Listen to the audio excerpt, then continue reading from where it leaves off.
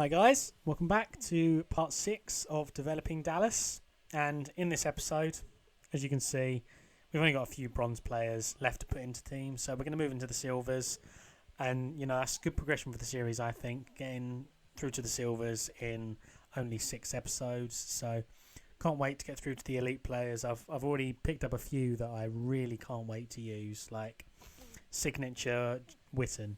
I mean, I can't wait to have a really good tight end because, as I'm sure you know, I love to abuse the tight end in this game. And Witten looks phenomenal because the way I abuse him, sort of a lot of drag routes, and his catch in traffic is 99, and he's got plus 2 catch in traffic trait, so there's 101 catch in traffic, and he's reasonably quick. So I think that card especially is going to be so good for me.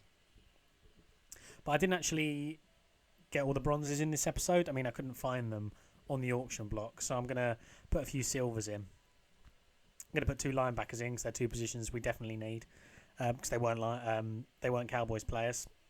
So I'm going to jump into the actual lineup we have at the moment. We've nearly got a full Cowboys lineup now. I mean, we're getting there. We've still got a few positions, obviously, to get, like running back, one of the wide receivers, a few of the linemen. But on the whole, I say we're about 80% of the way to a full Cowboys team.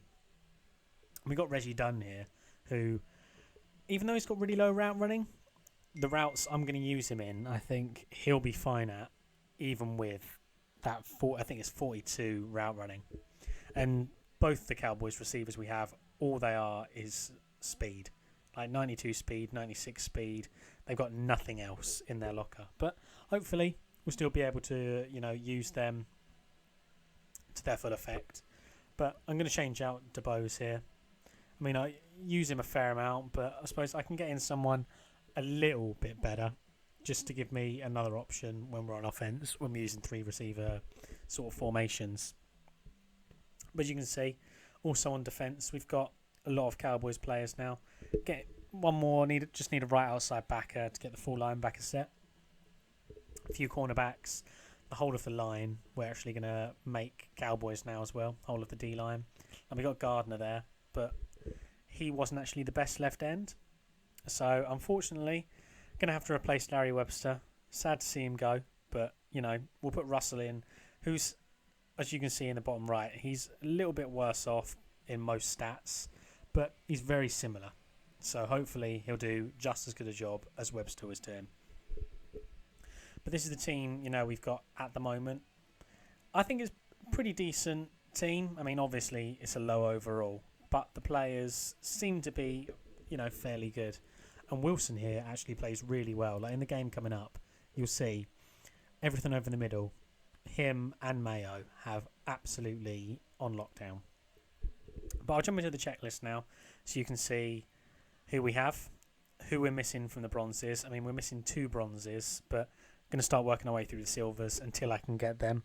Hopefully we can pick them up later on, but I mean if they don't come on the market, there's no way of me getting them unless I open loads of packs, which I don't want to do for this series, to be perfectly honest. It's not a pack series, it's working the way through the team series. But I've picked up a lot of the players for later on in the series now, so hopefully we won't have the same problem that we're having with the bronzes because gold players tend to get listed more often. Silvers, not so sure about, but I'm picking them up as and when I can. I'm just looking forward to using the elites. I mean, I can't wait to use that Witten and Dez Bryant as well, and one of the higher rated Tony Romos. That throwing accuracy is phenomenal, so I can't wait to use them. If you guys have enjoyed the episode so far, drop a like on the video. Let's try and hit 15 likes again. Comment down below, question of the day that I'll leave down there. Subscribe if you're new, but now I'm going to jump into a game, so I'll see you guys there. So, didn't realise, but going into this game, it was actually my Super Bowl game, so extra motivation for me to win this one. So I was really going to try hard against this guy, and the mesh play, as per usual, was working perfectly. Besides a few off throws, they were running the routes pretty well, everyone, to be honest.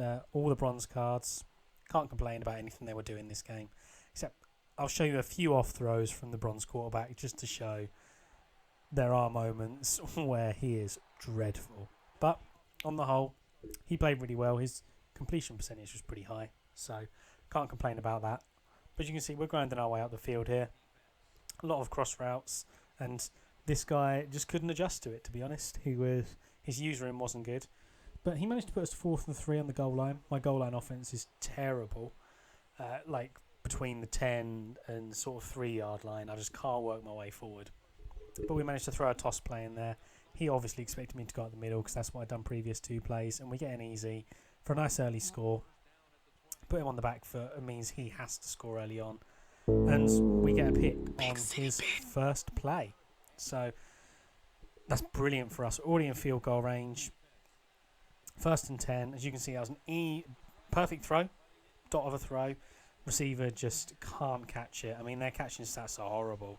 And that throw there, you can see, that throw was so bad. So we're going to settle for the field goal. I mean, we could have got a first down twice really easily there, but game just wasn't having it. Get a nice, stop this guy to 4th on his second drive, on his first down possession. But I think if we had a bit better hit power there on our safety, he wouldn't have been able to hold that. But, you know, fair play to him. He was open, but I just thought we could have managed to get the ball off him. And he's realised that airing the ball out against me is something I can't deal with this team. And fair play to him for getting that in. Well run. Found the gap perfectly. I didn't expect that play whatsoever. And he's sort of pulled his way back into the game a little bit. I mean, I still have 2.5 minutes to score. And he wasn't looking like he was going to stop my offence. So I had faith that I was going to go into the half, 2 possessions up. Or at least a field goal. So I can get a field goal in the next half and still be up in the game. But you can see 2nd and inches here. Double drag route again. And we're going to run the ball out of play. Try and run the clock down slowly. As you can see. So under a minute left. Good clock management from us. Obviously, going to take the easy route. We managed to do a brilliant spin move there. That's one thing, definitely. Once the Cowboy player, receivers, get the ball in their hands, and if there isn't someone near them, they're going to get some good yards just because they're so fast and so agile and so elusive. But we get in with 54 seconds left. Ideally, would have liked a lot less on the clock. But, he does have time to score, and if he thought about airing it out again, he probably would have done better. And as you can see, he went with it. But luckily, Sherman stepped up there, getting a fantastic pick. And at this point, I'm already up 2 possessions. I'm thinking a field goal doesn't mean too much. I mean, he gets ball at half, and if he got a touchdown, I'd need to score, or he could equalise with a field goal. But 10 seconds left, I'm thinking, I'll air one out, just see if we can get a touchdown, and then if not, take the field goal, and we'll be up by 3 possessions, potentially. So I try that. He gets an interception. Stupid by me, but, we'll go from there. We're still up by 2 possessions, so I was feeling confident at this point that we could easily get the win in the bag. But he was just seeing the drag routes were working really well for me. He went with it, just dumped it off a lot of the time. And there was nothing I could do against that, to be honest, because my linebackers were so slow. And I personally don't like user in them. But we managed to stop him to a field goal. And I'm confident we'll score. So, wasn't worried whatsoever. I know we can work our way up the field at least and run down the clock a fair bit. And as you can see, like I said, once they get the ball in their hands and they're loose, they're going to get some good yards. But he stopped us to a field goal. I'm going to take that. More than happy to take that. Get the 2-minute warning out of the way. So that's sort of a timeout out of the way for me as well. And he was using his timeouts on his offense. And we get a pick. And that's pretty much game over at that point. Because he used his timeouts. Nothing can stop me getting the run in. As you can see, I get a stupid flag there. But, I mean, we're 1st and 10. 18 seconds left. I'm just going to run the clock down and win the game. Especially since it's a Super Bowl game for me. Because that's good packs, good coins, and promotion up to the next division.